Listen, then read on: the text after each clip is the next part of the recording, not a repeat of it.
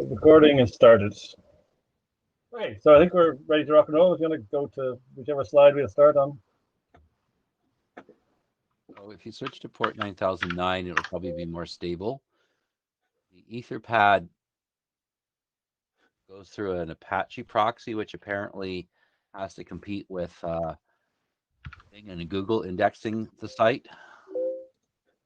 So Warren is testing, and we have in case Warren is testing, to remind us to talk about plus Q, we have that on the slide.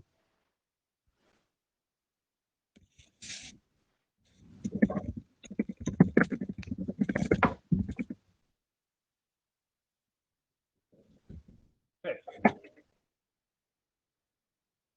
So Barbara, are you stopped presenting, or? Yeah, I'm presenting. Does it look like I'm presenting? Not to my view here. Anyone else? Oh, you took over. You took it away from me. Right.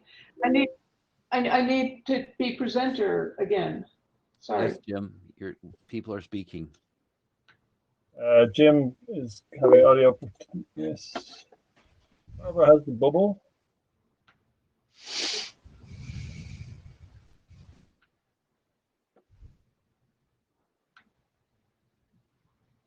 Okay, we're starting to see things again. Yeah.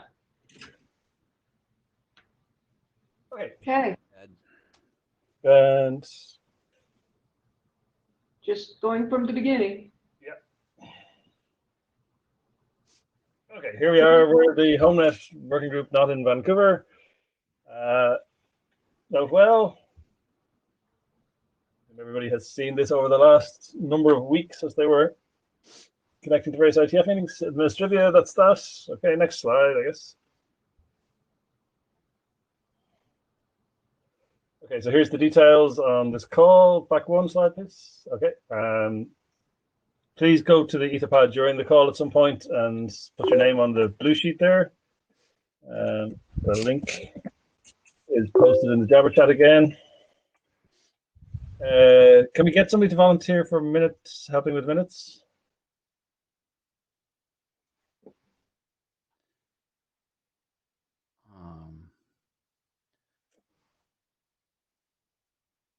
Yes, I will help with minutes. Okay. I'll be there too. While we're doing that, could I get someone to communicate with Ted Lemon, who seems to not have the WebEx information? Yeah, I was trying to talk with him, but he seems to he's going to the URL and he seems to get a password prompt. Yeah, I'm not getting any password prompts. Neither am I. What did I? He's probably trying to run that Safari thing that apparently does not do very well with WebRTC. I've had multiple people say that in the last week. Okay, so we'll try to get Ted online to the call as we go. Okay, so the only thing to note here is that we'd like you to use the WebEx chat for the mic line, and then use the Jabber chat for anything that's not involved in getting on the mic line. And when you get on the mic line, type plus Q into the WebEx chat, and then I think I'm running the WebEx mic line. Barbara, that's correct? Yes. Okay, so I will call you as needed. The presenters will say if they want you to hold till the end of their presentation or if they're happy with interrupts. So Michael or Daniel, whoever's doing the first one, can take that into account. If you get in the queue and then you want to get out of the queue, then use -Q to take yourself off the queue. I hope that's fairly clear if you've probably been to some of these IETF things the last few weeks. Any questions on that logistics?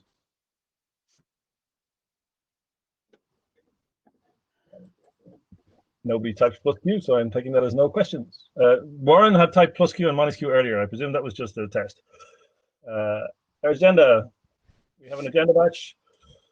We're scheduled for 90 minutes, but we probably won't meet at all. I think, Michael, or is it you or Daniel presenting on the front-end naming delegation draft? And then Ted, assuming we can get him on the call, is presenting. And then we have any other business. This is I assumed that Daniel was going to talk, but I mean, I could if he doesn't want to, but. Okay, so Ted at least has appeared in Jabber. So we're assuming it's Daniel. Any agenda bashing?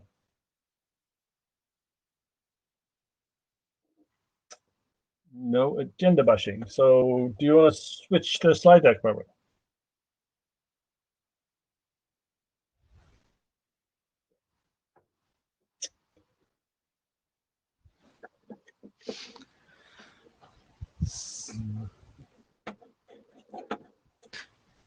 So, can you hear me all? Yes. Yeah. Okay, so I'm gonna start, and Michael, please jump into the conversation as you wish.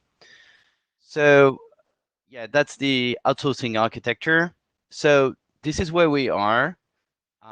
So basically, you have the HNA,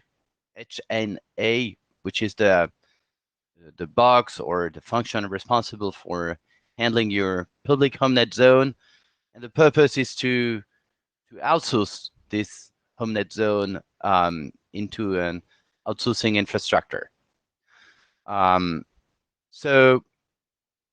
I mean, the basic configuration is a primary secondary configuration, so it's a very DNS configurator, and the synchronization between the two are using what we call a synchronizations channel. So that's the regular way we use to synchronize primary and secondary. But to set this synchronization channel, we use what we call a control channel. And this one is basically aggregating all the necessary parameters you need for that synchronization to happen. So regarding this control channel, the way we do that today is that we wanted to reuse the DNS libraries and try as much as possible not to introduce additional libraries that we may not need. As a result, I mean, the kind of question we have between the HNA and the outsourcing architect infrastructure, which is, yeah, what kind of IP address should I use, or what is your any kind of information that we could use a HTTP post or HTTP GET. We're instead using DNS messages for doing it. So there is an agreement that when the HNA is doing a NS update, it should be interpreted as it could be interpreted as a HTTP post. And when he's asking for an AXFR through this control channel, it's basically asking for an information. So all that to say that we have a special convention so that we can only use a DNS library. Maybe next slide.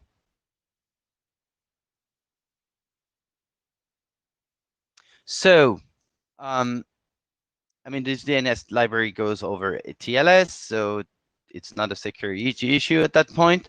But and we have a proof of concept, so we have all the messages working on. But one of the questions that came last week that if we don't have HTTP at all,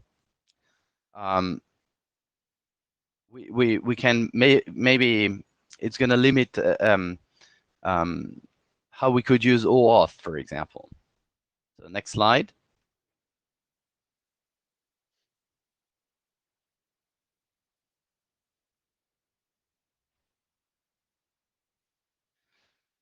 So yeah, so it might be hard to use OAuth.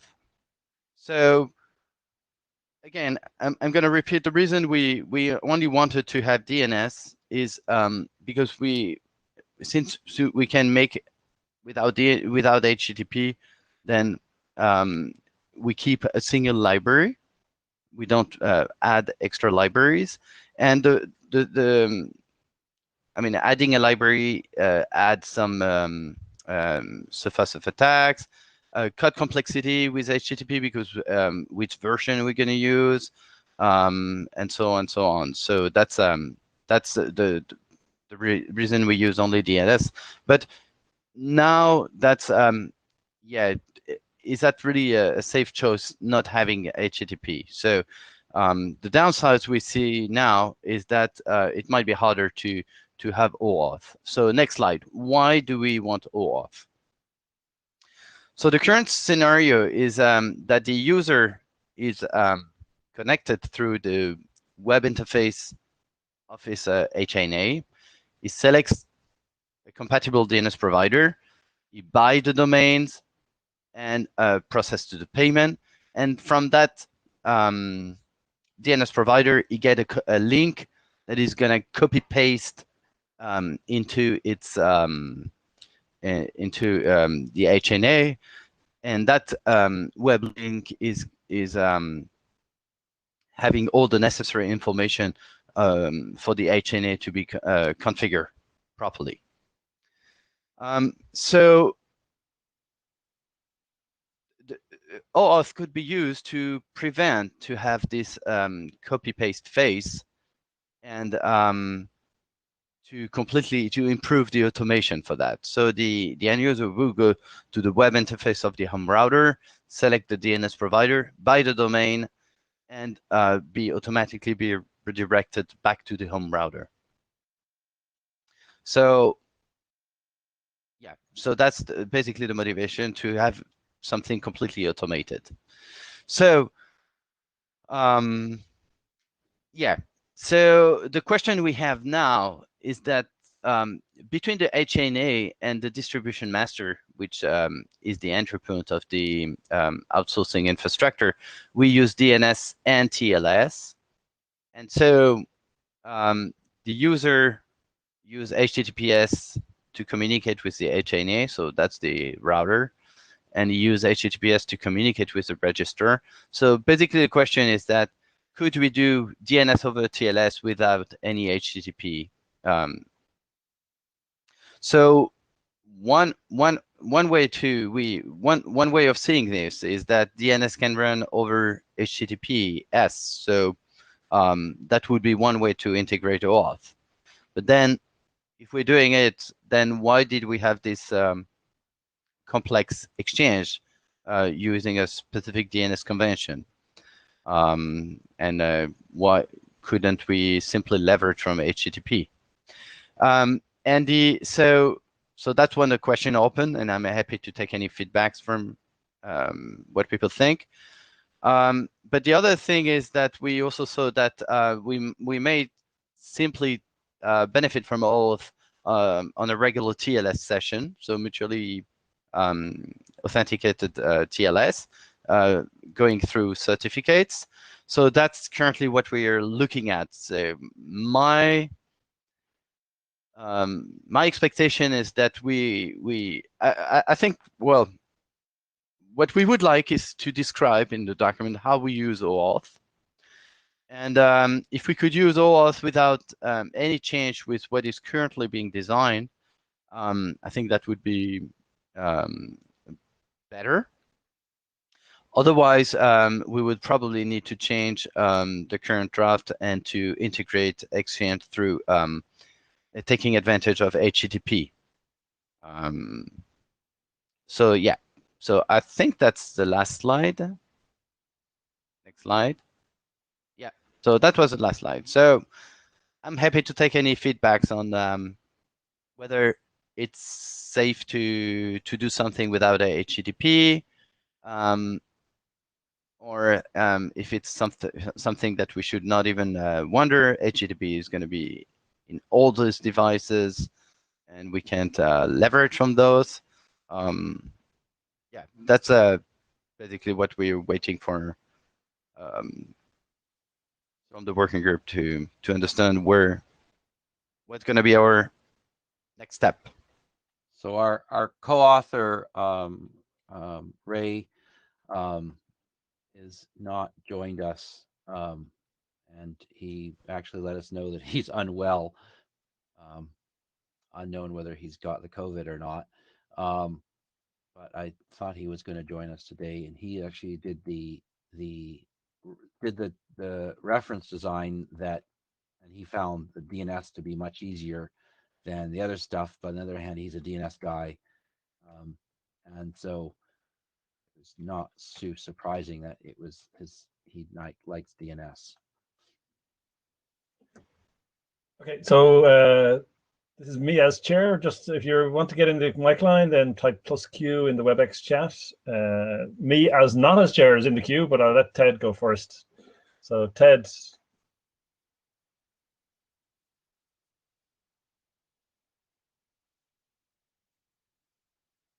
Ed, do you have audio?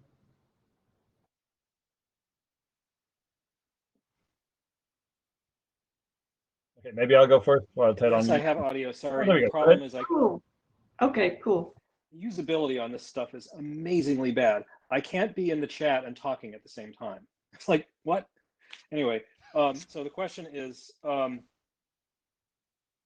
there a case where you need to be originating an HTTP connection from the ISP to the user?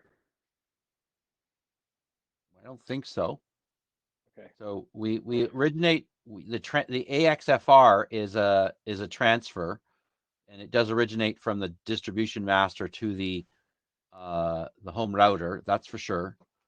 But that's to the outside of the router, and that's to what the whole setup is, to indicate where that is.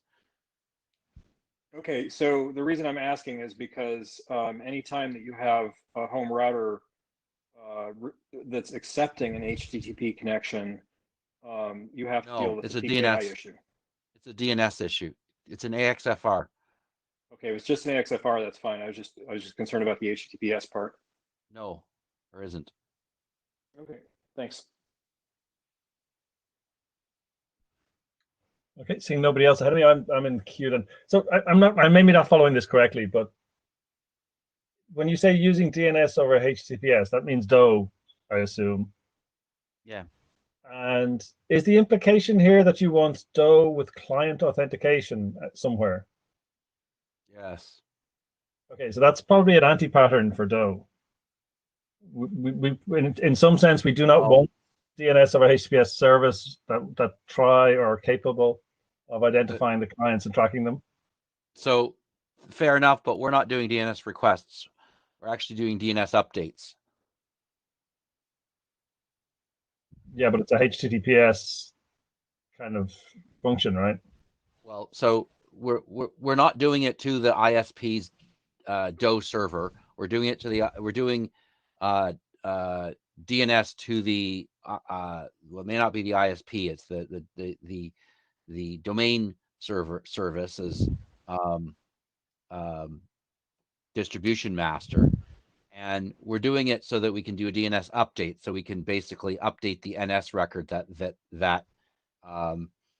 they're going to use to pull do the XFR from. So we have to authenticate somehow, and if we don't do it with a client certificate, then we would be doing it with a TSIG, and that doesn't seem to be an improvement. But Stephen, I think what you're saying is, so basically for us, the reason, so yeah, the DNS over HTTPS would be mutually authenticated. Right. So my point is not that this might not work. My point is that having DNS over HTTPS servers that can even perform client authentication could be considered an anti-pattern. Because if that code became the common use case, then tracking using DOE would become more threatening than currently is the case, I think. I hear so you. What I think you take your point. So what we want is a pattern that allows us to provide that access token that comes from OAuth that essentially binds the client certificate to the TLS connection. The only reason why we're looking at HTTP at all is because that's one way of carrying that token. And if there was some expertise in 8705, It's unclear to us whether that allows us to carry the token in a TLS container rather than in an HTTP JSON container. If so, then we could do DNS over TLS as we expected to do. But I think what Steve is saying is that if we are doing DNS over HTTPS, not DOE, but DNS over HTTPS with a mutually authenticated TLS session, then it's likely that a DOE server will use the same settings and put the HNA at risk. But the distribution master is never, ever going to be a public DOE server. Yeah. Right? It's got to be a different machine for a lot of different reasons. I love your crystal balling. Pardon me? Okay, so I think the thing for this is that that relationship between DNS and HTTPS and client authentication probably needs a few more eyeballs at it before you'd really want to push it forward. I think that's maybe summary that we don't want to go the HTTPS route. Okay, actually, we would prefer to stick with DNS over TLS, I think. But we don't know how to get an OAuth process to work through that there. Okay, so there's an issue to try and figure. Okay, we'll see. Warren is in queue, and Jim then. Warren first. Thanks, Warren Kamari. So yeah, DNS over HTTPS or DNS over TLS, both of those were specifically, or one of the main justifications from there was to improve privacy. And so putting this stuff in, even though it's not going to be for public servers, I think will make people very twitchy. The very idea of carrying something which completely exposes who you are into protocols which were largely designed for privacy enhancements, I think will make people very unhappy, and you're going to get a lot of pushback. Using a completely different protocol, custom rolled just for this, seems like it might be a better idea. But that's really? Political. So you're happy with us kind of abusing DNS in this way? No, I think that's exactly what I was not saying. Okay. So you want us to do something else? Yeah. Or you're going to have to justify really hard to a lot of people why you're taking a privacy enhancing protocol and removing the privacy part. And yes, it makes sense in this case, but I think mentioning that is going to make people's heads explode. If we go to a straight HTTPS with client authentication and no DNS at all, then you're okay with it? This isn't so much me as I'm asking where I for think your you're going to get pushback. view of the world, really. Yeah. Yeah, I would think some other protocol just for this might be a lot easier path for you to walk. And then we have Jim, and followed by Ted. So Jim is in the queue. Thanks, Stephen. My question is similar to the one that Warren just raised. If we've got, you've raised concerns about the possibility of DOE being used for the mechanisms, but would those concerns equally apply to using DOT? Yes, that's true.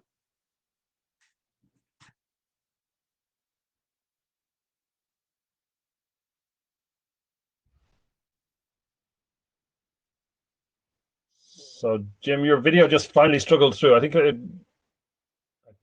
think you got an answer, but jump back in the queue if not. I did get an answer, thanks. So sorry, I didn't realize the video was on. That's fine. It just popped up briefly. Ted, you're in queue. So a couple things. One, it turns out, so you don't need to use TSIG. You could use SIG0, which is asymmetric key, and if you need help with figuring that out. That was exciting. If you need help figuring that out, I can maybe participate in that. Secondarily, TLS has the ability to use client certs. I don't know why would you want to use OAuth in this case? So, Is it just so because the OAuth would process, already be the there? process that I think is pretty would make a lot of sense is that OAuth we have this problem. You have a home network, a home router, and it needs to be authorized to talk to the service that's hosting your zone. Okay, and yes, understood. Yeah. Okay, so that's something you probably set up from your browser or phone, okay, with your credit card, etc. And that the best flow would be as if you actually initiated that from the home router, such that you basically wound up with an OAuth flow that where essentially the home router says, I would like to be able to access whatever, GoDaddy, okay, and it comes back and you go to GoDaddy and you get an authorization token and it goes back to the home router. And that's an OAuth flow. It's fairly well established. That's how it works. Okay. The problem is that then when the home router wants to talk to the service, it needs to be able to present that authorization token somehow. And essentially is a signature from the service saying the home router's certificate is authorized to talk to the service, right? So I get that, but the problem I have with that is that it's needlessly complicated. I mean, OAuth is this incredibly complex and wonderful protocol. It's designed specifically for doing a particular kind of authentication that you don't need here. Why I would like to think why you think we don't need it. So the reason I think you don't need it is because you already have to have established, you've already established trust in the browser. So now the flow that, like, so those of us who've already set up DNSSEC, and I assume you've done this, so you know how this goes, right? The flow that you use for DNSSEC is you log into your registrar and you copy and paste in your DS record, at which point you're done. Because the thing that has this the private key that is used to sign the zone can just be authenticated using the DS record. So you're using OAuth in the case where OAuth makes sense, which is in the web browser, and you're using the DS record in the case where that makes sense, which is for the DNS transaction. So we actually have CDS records now. So the DS record actually could be retrieved by the service if it knew where the service was coming from and could trust it. So you wouldn't even have to copy and paste necessarily but if you could inform the thing in a trustworthy way. Right. So in other words, when you log in, you put in the information and it says, you know, is this the correct DS record? I just got it from your CDS. I think you're better off cutting and pasting it from a security point of view.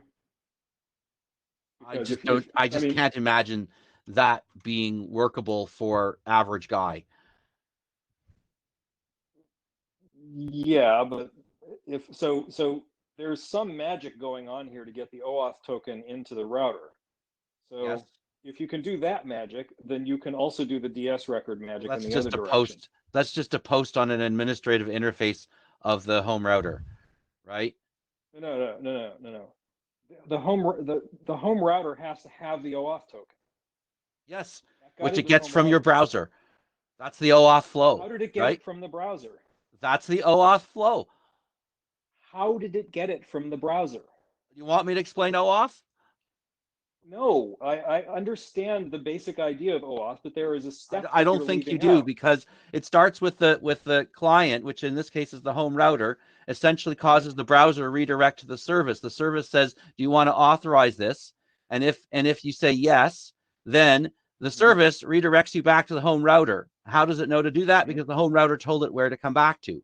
And when it does that, it appends a JOT to the thing, and that essentially gets posted to the home router. And then the home router has a JOT which it processes, and in that is the authorization token that it uses. So that's how it gets back. So why? What I'm getting at is that that's actually you're saying that as if that's really simple, but it's actually quite complicated. I'm not disagreeing with you that there are many moving parts, but I am suggesting that it's a solved problem. And I don't know how to solve it in a simpler fashion than that. Well, what I'm saying is that essentially an almost identical flow would work perfectly fine for delivering the DS key to the right place.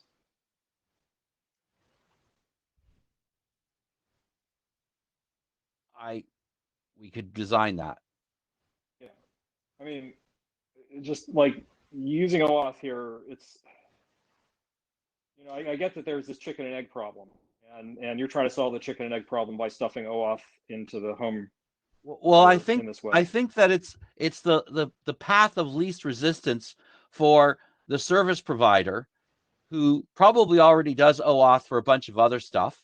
And I think it's relatively easy for the home router designer or vendor to be able to say, oh, I need these 3 Python libraries and I'm done. And the rest is some JavaScript that runs in the browser, right? Which isn't code that you load anyway in your browser.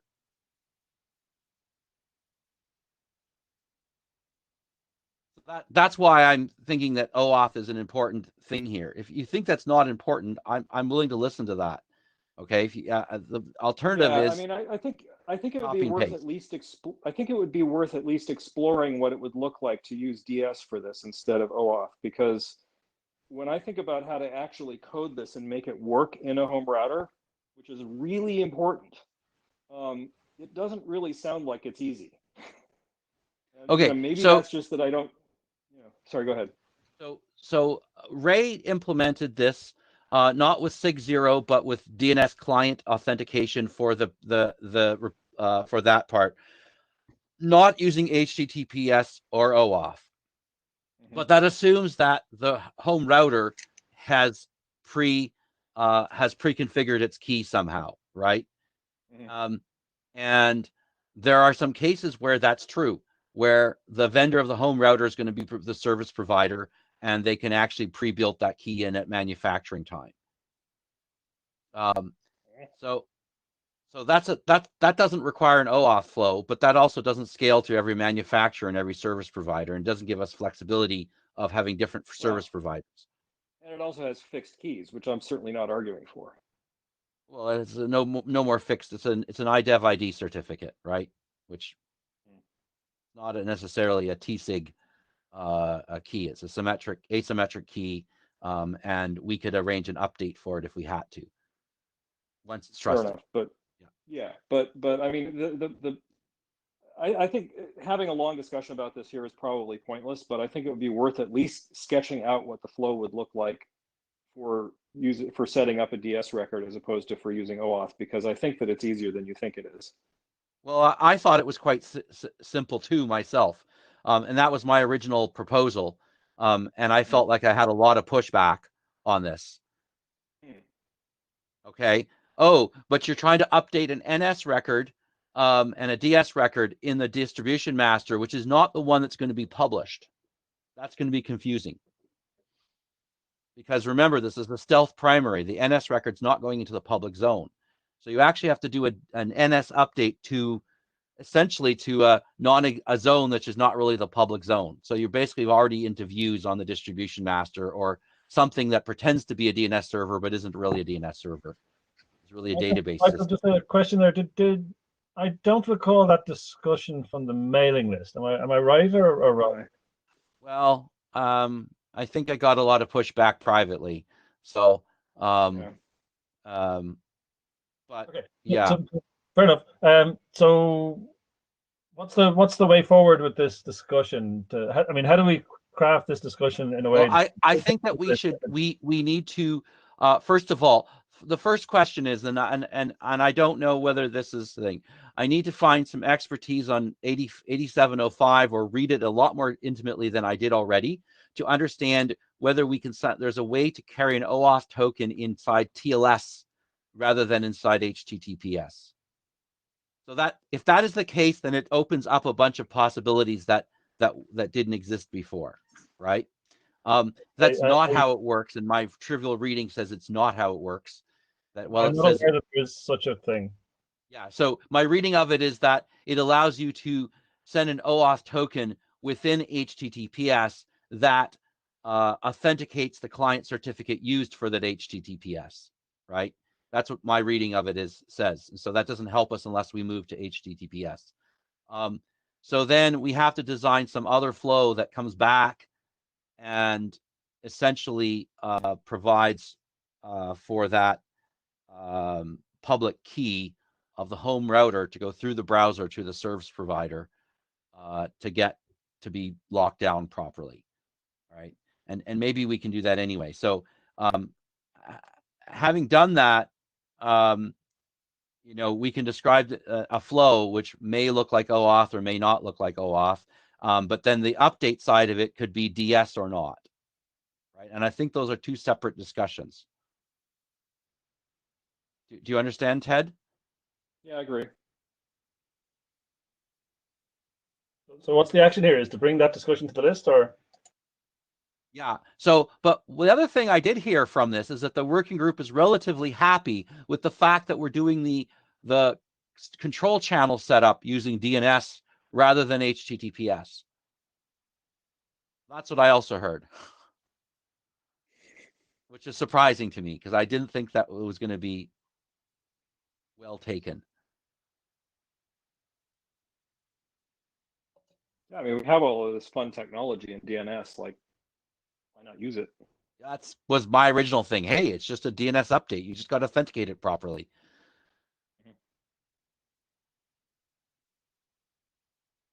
And the other part is that the DHCP, the reverse zone, well, those authentication tokens or authorization tokens come in DHCP v6 with the prefix delegation.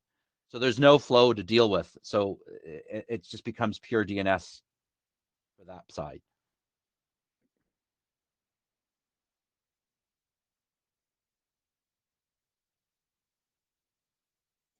Okay, so next steps are to send that synopsis to the list. Is that right? And with the open question as to how do you do that authentication or authorization stage? Yeah, and I think we have to describe the OAuth flow, the possible OAuth flow, a little bit more clearer, so that we can be understood whether this is desirable or not.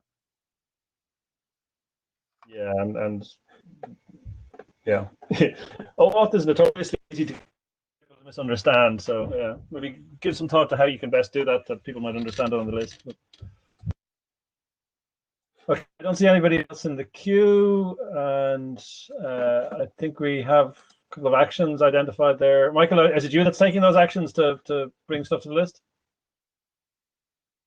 Yeah, I guess so. Great, thank you. So there's a couple of actions. Discussion should follow on the list.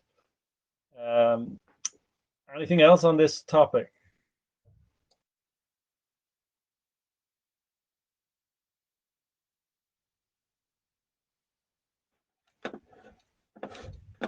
Hearing nothing, I think our next. Daniel says his mic is broken. Ah. Well, that's convenient. Says he's fine with these actions to be taken on the list. Okay. Okay, great. Cool. Thanks, Dan. And then I think that brings us to Ted. Yep. So I'm a little tempted to try and use my device to present this, but if you guys are okay with driving, maybe that's faster. It's already up, Ted. All right. We're on Okay, slide so basically what I wanted to talk about here is that, there's this there's a lot of work going on in the sort of constrained network part of the IETF on dealing with what would prefer us to call stub networks. I also call them leaf networks, basically networks that connect to some existing network in order to provide connectivity to constrained device networks, the sort of networks that the 6LO group manages. And so the 6LO group came out with this thing called the 6LO backbone router. I've been aware of the 6LO backbone router since about Prague. And I was not thrilled with the way it was designed, but when I pushed back on it, I got a surprising amount of resistance, or maybe not surprising, I don't know. And their solution is basically to make the 6LO network, make devices on the 6LO network appear as if they are on the backbone network. And the way they do that is by doing proxy neighbor discovery. Michael, did you want to join in? I just wanted to say that I think it's be more properly to call it this Pascal Touber's drive. He represents a great number of people outside the IETF and industrial networking, and that I don't think that there's a huge amount of understanding of it within the IETF period, even though it's been around, and I think it's in last call now, or it's past last call. But I think it's been tolerated because it's for those weird industrial IoT people. That's sort of true, but let me go a little farther down this rat hole, if you'll forgive me. So can we go to the next slide? The reason I say that is because Pascal is not the only person proposing solutions to this problem, and as far as I can tell, nobody is proposing using routing to solve this problem, which makes me very sad. So let me describe what this solution looks like and why it's good. Okay, so what's great about this solution, Pascal's solution, is that all devices on the stub network, well, actually this part isn't that great. All devices on the stub network are numbered from the prefix of the infrastructure network. And here we're assuming that the infrastructure network is a single network, okay? In order for this to work, all of the edge routers have to have an accurate list of all the devices on the stub network. And the benefits are that it basically just looks like the devices are on your network. So service discovery using MDNS works. There's, you don't have to do anything special with routing. Devices can reach the internet. The internet can reach the devices. Devices can communicate with each other. There's like full flow in all directions. There's no address translation. There's no IPv4 legacy support. So these are like good things, right? We like these things for the most part. The top two items I'm not so fond of, but everything else is good. And so when I was trying to talk Pascal out of this, my assumption was, well, it would work better if we just did routing. And then I went and actually looked at what it would take to deliver that. So can we go to the next slide? And I was like, actually, I didn't think this is a modest proposal. I'm throwing this in here because, like, we didn't solve the HOMENET problem this way, and there's a reason. Next slide. So other solutions. One of the solutions that's been proposed in different SDOs is to just use NAT64. So basically, you've got a stub network. The edge router does NAT translation so that devices on the stub network just use the IPv6 address, or sorry, IPv4 address of the stub router to communicate with cloud services. Another option is to actually just say, screw it, we're going to set up a fully managed routed IPv6 network. So every stub router is just an IPv6 router. We manage the routing tables however we manage them, and it all works, and life is good. Michael? I wouldn't say NAT64 is a solution. I would say NAT64 is a workaround because no one knows what the other solution is, and there wasn't any V6. Bear with me. So another solution is to just use so all of these are stub networks, right? We only need to get from the backbone to the stub network. We don't have to do anything fancy here. We don't need a fancy routing protocol. So in principle, you could just advertise reachability using router advertisements. That's an option. Another option is to use HNCP and Babel, basically to use the protocols that we came up with in HOMENET to solve this problem. And the protocols that we came up with are highly applicable to this use case, right? I don't think anybody here would argue with that. But there might be issues with using them, but in principle, they solve the problem. Next slide. Oh, and of course, other solutions. I don't know what those would be. So just to talk about NAT64 a little bit. So each stub network has its own prefix. Prefixes can be ULAs. Doesn't matter because we're not exposing them to the internet. Every stub network just looks like a single device, a single IPv4 address. Service discovery doesn't work with MDNS. You don't have to make any changes in the routing system though. So this is plug and play, which is a really big plus. Like that's a plus of Pascal's solution as well. Devices can reach the cloud. The cloud cannot reach devices. Devices, I said yes for device to infrastructure, but that's actually, oh yeah, no, that works. So devices can talk to things that are on the infrastructure network. The infrastructure network can't easily talk to devices on the stub networks. It's possible to finesse that with some fancy footwork. You can have the same way that you can connect to things through a NAT, but it's certainly not easy and it's not plug and play. Device-to-device communication works on the same stub network, but there's no way to talk between devices on a different stub network. So if you have a light switch in the garage, that's not going to be operating something in the house probably. And of course, downsides, the downside is that this requires us to use address translation, and a plus is that it allows us to operate on IPv4 only networks, of which there are many. So that's my spiel about NAT64. Next slide. I think that covered everything that you were objecting to, right, Michael? Yeah. So managed routed IPv6. Obviously, this is like the Cadillac solution, right? Every stub network has its own prefix. You can use ULAs, you can use GUAs. It doesn't really matter. It just depends on what you want to have happen.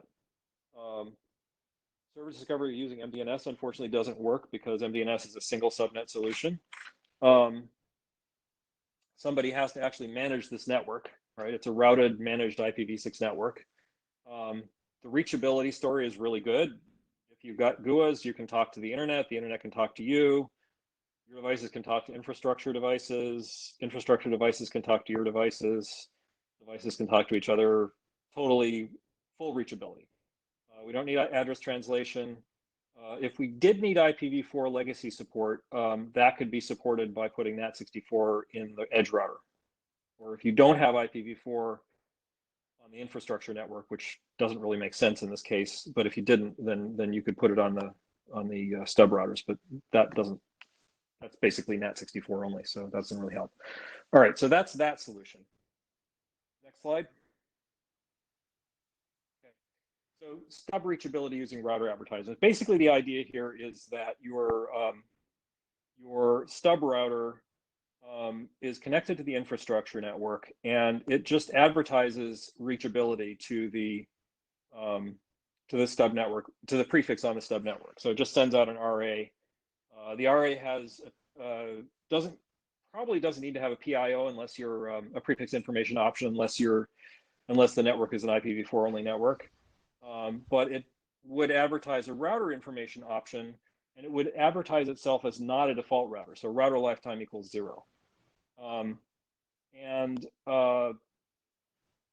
So that kind of solves the problem if all you really need to do is communicate within the, in our case, within the home, right? It's plug and play. You just plug the stub router into your home network, and things kind of automatically work. You can use ULAs, so you don't need IPv6 connectivity to the internet. And in fact, it's actually kind of hard to get IPv6 connectivity to the internet using this technique. You still don't get service discovery using MDNS. You don't have to make any changes in your infrastructure routing unless you want to use GUAs. If you figure out a way to use GUAs, which is a big if, then you have device to internet and internet device connectivity, but most likely you don't have that. Device to infrastructure device, no problem. Device to device, same network, no problem. Device to device, different network, also no problem, assuming that the backbone network is a single network and that there's full multicast reachability, because what that means is that each of the stub routers will see all the other stub routers, and so they'll all recognize that there's reachability to those stub prefixes. You don't need address translation for this. If you wanted address translation, you could put a NAT64. You could combine this with the NAT64 solution, and that would get you your IPv4 legacy support. So there are some good things to say about this solution. It's not ideal. It doesn't solve every problem, but it does give you plug and play, and it gives you plug and play on existing networks. So that's kind of cool. Next slide.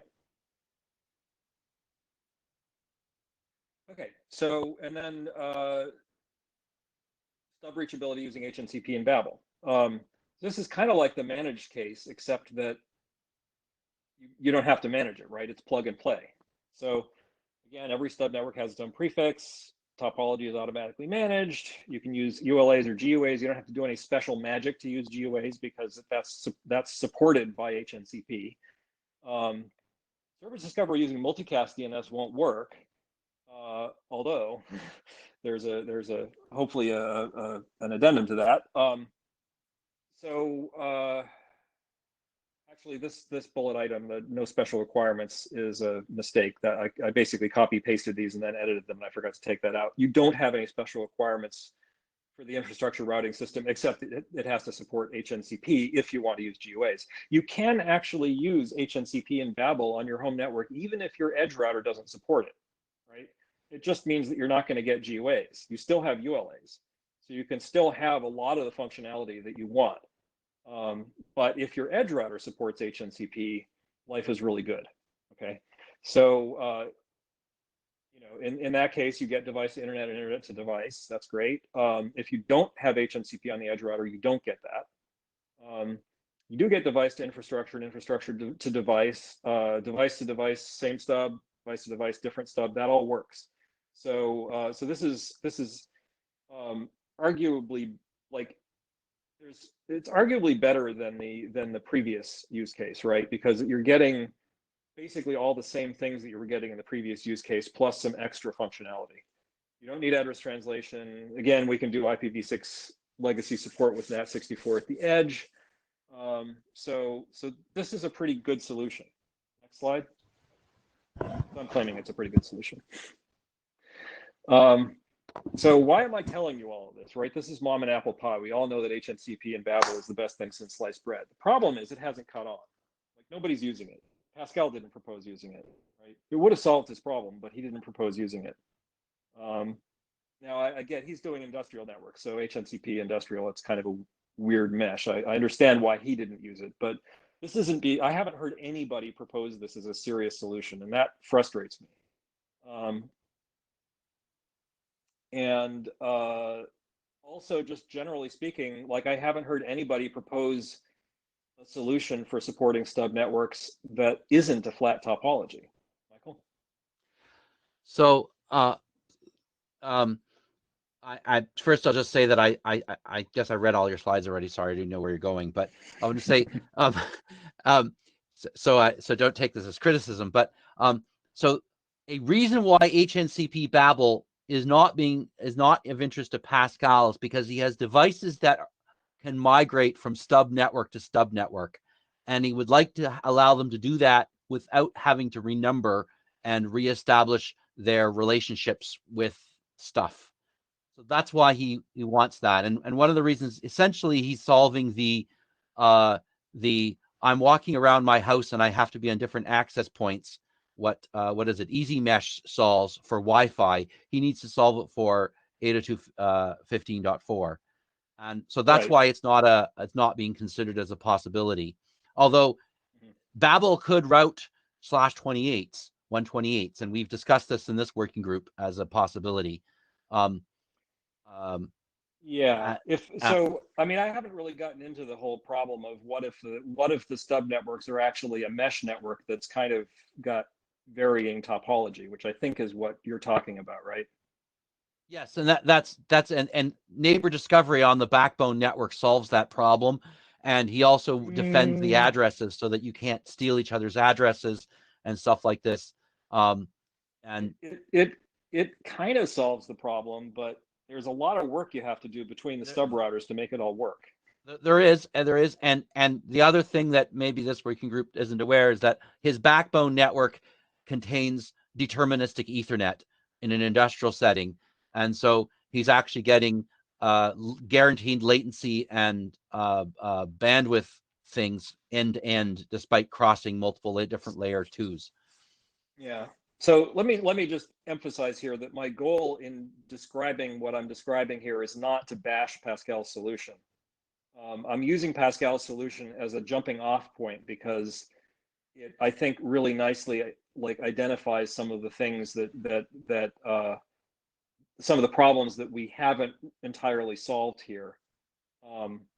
And so, yeah, and the mesh problem is a really hard problem, like the potentially varying mesh topology problem, where you have a mesh that's sometimes one mesh and sometimes two meshes, and sometimes there's a device that wanders from mesh to mesh.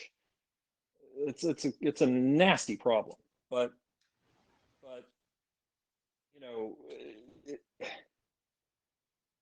I think the reason why I'm presenting this is because I kind of want to raise people's awareness about the sorts of problems that people are facing, and I'd really like us to get to the point where we can honestly look someone in the eye and say, yes, we have a way to do plug and play stub networks, and I don't think we have that right now.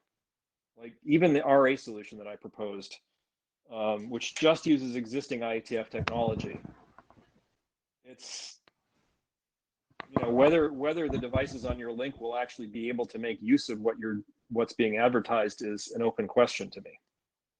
So that's really my goal here. Is I think this is a really important problem, and I'm not saying that Pascal hasn't solved the problem in a way that works for him, but I am saying that we as HOMENET, maybe ought to be thinking about how to solve this problem in the home, which is a different use case than Pascal's use case, so that we don't wind up with either the NAT64 solution that I described, which is kind of ugly and limited, and limited in its applicability, and also has nasty privacy implications, right? If you use NAT64, you have to use a cloud service, or you have to have some kind of home cloud service, but it's not a great answer. So, if we really want to have the nice, happy IPv6, full routing thing, we've got work to do. Can we go to the next slide?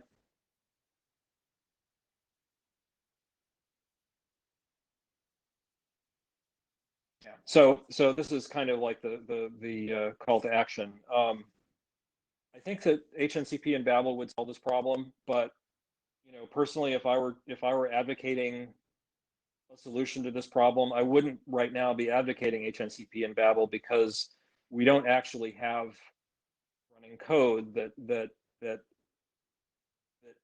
is plug and play in practice. Home routers don't have this. I think if somebody wanted to come up with their own point product for this, for doing stub networks in a home, they could take HNCP and Babel and build a solution with that, but talking them into it would be pretty hard, because there's just, you don't have a demo. Like we, in order to be able to demo this and have it make sense, it has to be a little bit more believable than what we currently have. Another thing that we could do is actually like really walk into the router advertisement solution and explore that and describe what that would look like. We talked about this previously when we were trying to come up with a routing protocol. I looked into this a bit. It's pretty obvious that there are some gaps. I think it would be worth doing a gap analysis. On the other hand, as I say here on the slide, maybe it's just a bad idea. So I'm curious to get feedback from people on that. And then next slide. The other thing that I wanted to talk about, and I didn't really go into any detail about this because I think it's pretty obvious, any solution that is not a flat topology is lacking a service discovery solution, right? Like we don't have a plug and play service discovery solution for finding devices on other networks, on stub networks. I mean the IETF in general. HOMENET has been working on that problem, and I think we came up with some ideas that got us a lot closer to that, but we haven't finished that work. And of course, since I'm the main author of that work, I am largely to blame. I've done some prototyping there. Actually, in the last hackathon that I attended, I was hoping that we could work together on the stuff that I published on the hackathon GitHub repo. So we do actually have code that does this, but we don't have specs that are complete. So that's an interesting problem that I think it would be worth digging into. And I'm just saying this here kind of A, to motivate myself, but B, you know, I can't do this work on my, basically if nobody else is interested in this, then it's a little weird for me to come in and say, hey, let's standardize it. So, so I'm hoping that there are other people who are interested in this problem as well. I can't remember if there's another slide after this.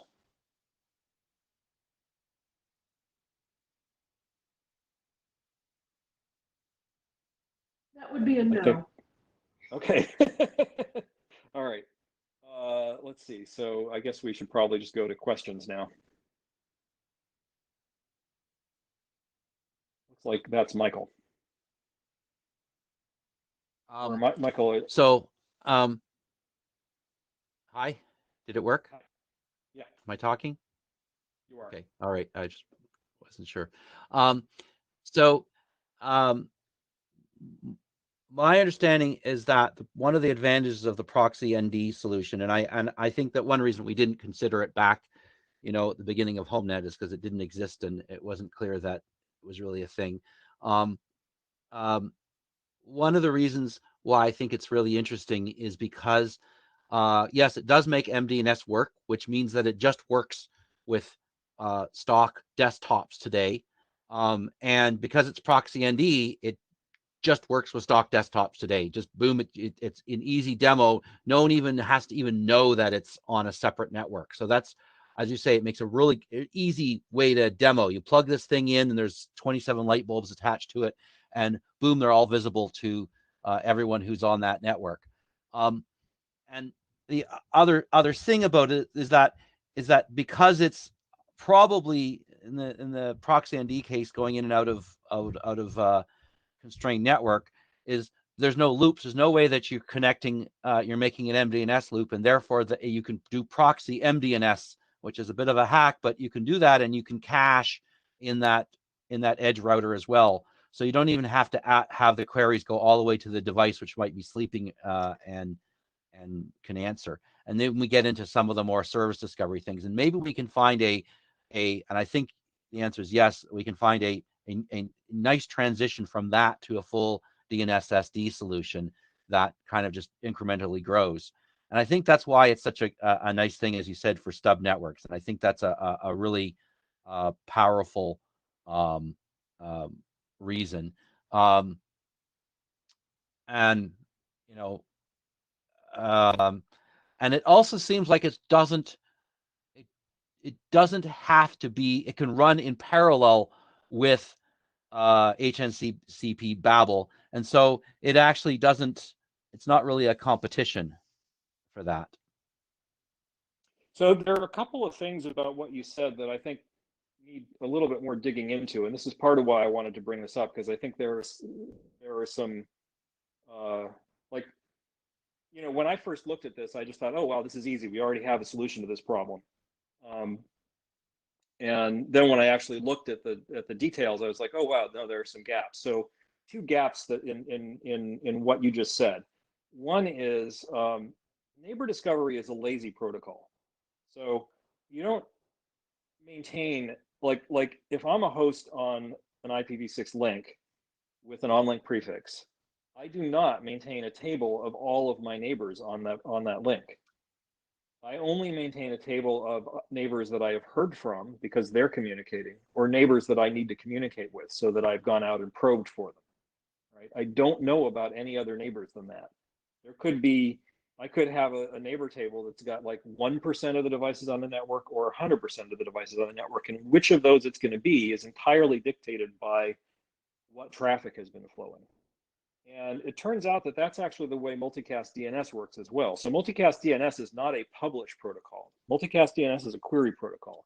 If you want to discover a service, you ask if there's a service available on the network using a multicast, and you just sit there and listen to the responses, and you send out, you know, 3 tries over the course of about 6 or 8 seconds, and And during that time, you just collate all of the responses, and then that's what you know about what services are available on the network. So there isn't a way to enumerate all the services on the network using MDNS.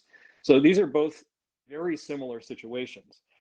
And I think the reason that Pascal's solution works for him is actually that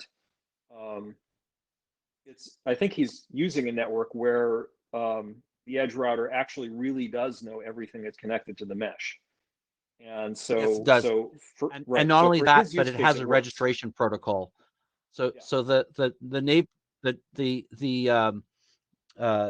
is in fact a duplicate address detection protocol that has a registration. In fact, so that edge device, that stub router, actually does have a database of everything that's behind it, and it's not lazy. Yeah, and that's not something that I think we could have done, right? Like, I don't think it makes sense to have that kind of behavior on a regular, we would have to modify nodes, or else we would have to do a lot of multicast to make that work on a regular Wi-Fi network. Yeah. So I don't think we could have done exactly what Pascal did in the use case that we were trying to address. One of the things that I've been working on in the DNS service discovery working group is service registration protocol.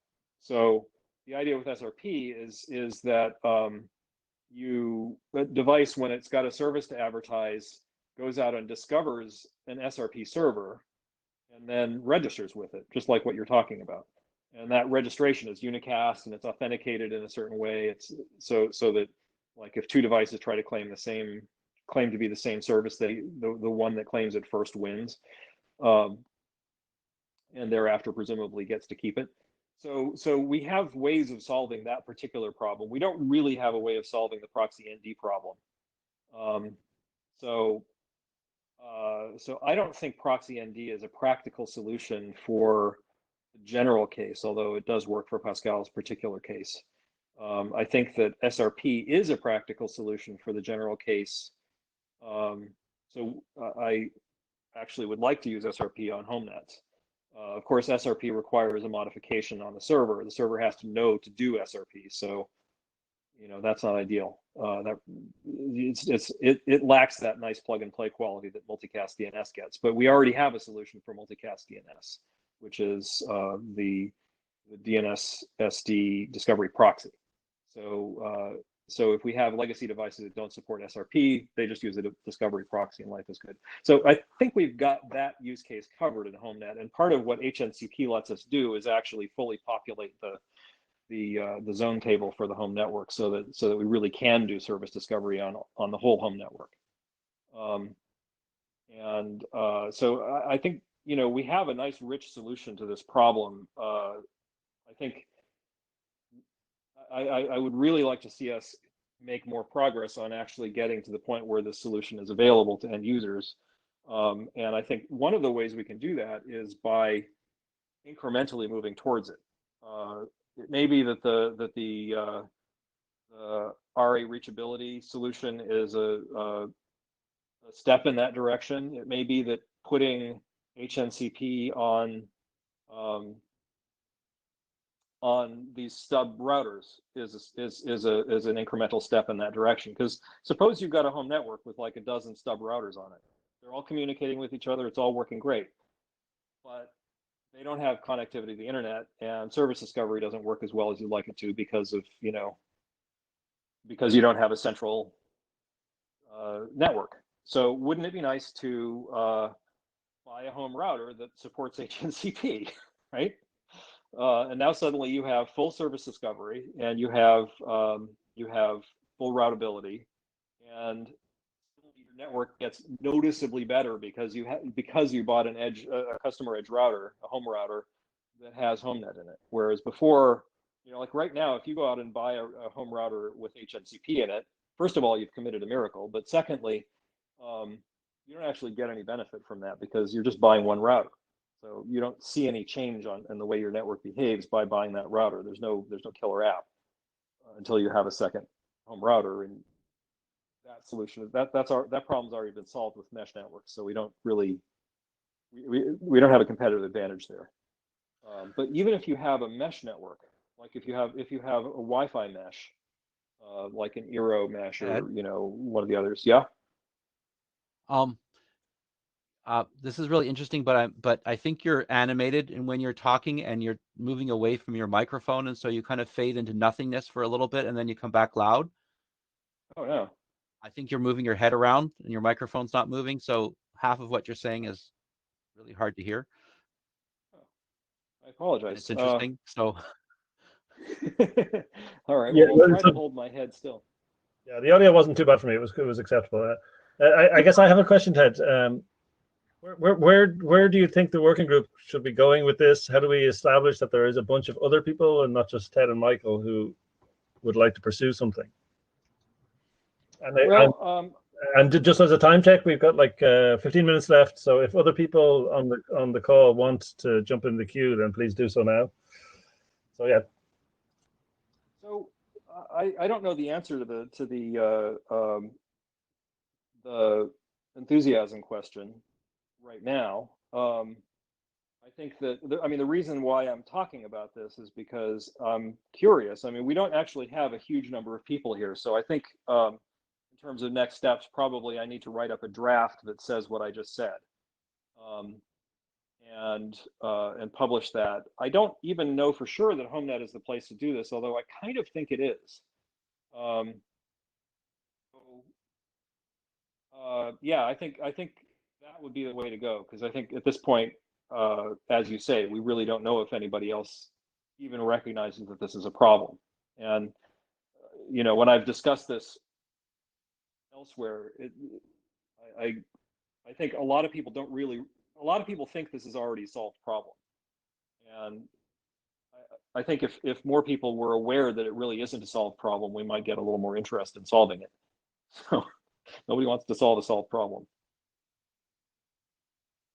And Michael, could I ask you to state the thing you wrote in the minutes, just so that it legitimately belongs in the minutes? okay, so I thought that Ted's RA problem is an interesting thing, and I think he's right that there may be some interesting failure cases that we don't understand. And so my thought was that it would be an interest. I think it would be an interesting graduate or fourth year project for somebody to go through this. And I guess Stephen's disagreed in chat, but that's my opinion. It would be interesting to have someone figure it out and figure out whether it really works or not. Yep.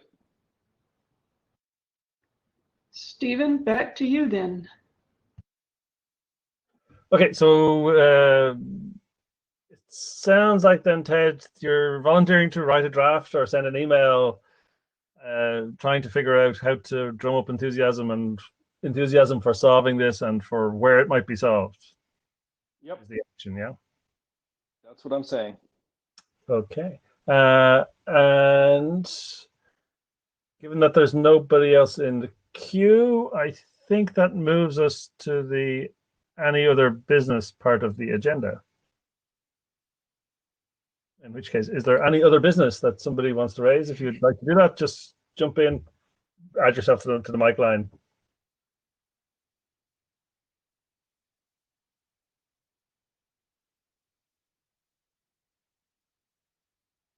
So I'm not seeing anybody immediately join. Barbara, I think that's if that remains the case, I think that brings us to the end of the agenda. Yep. Eric, did you have anything you wanted to say as our illustrious AD? Yeah, thank you, Barbara. This is Rick Vink here. I followed discussion about Ted's draft, and indeed it should be written into an ID so we can see whether people are interested and maybe move it into another working group with a question mark behind. So Ted, if you don't mind writing and putting your IDs in an ID and then ask for some review, that would be super. Yeah, definitely. I mean, I think regardless of where this goes, it needs to be seen by people who are interested in 6-man and maybe V6 ops. So I don't know that that's where it should land, but I think there is a HOMENET specific use case here. But yeah, that's my plan. Yeah, at least start by putting things on an ID. That's the first step, as you know. Thank you in advance, by the way. Interesting. Sure. Okay, thanks, Eric. And with still nobody in the queue, I think that brings us to the end of the meeting, and we recover 11 minutes or 10 minutes. Right. Thank you all, and you never know. We might see each other in Madrid. You never know. Take care. Open the bets. Cheers. Yeah. Okay, Okay, thanks Stephen. all. We'll always Kill have the- Singapore. Yes. Yeah. I'm sure we'll have something in the future. There's optimism to be had. Okay, I'm going to stop the recording, and thanks all for your time, and see you on the list. Thanks. Take care.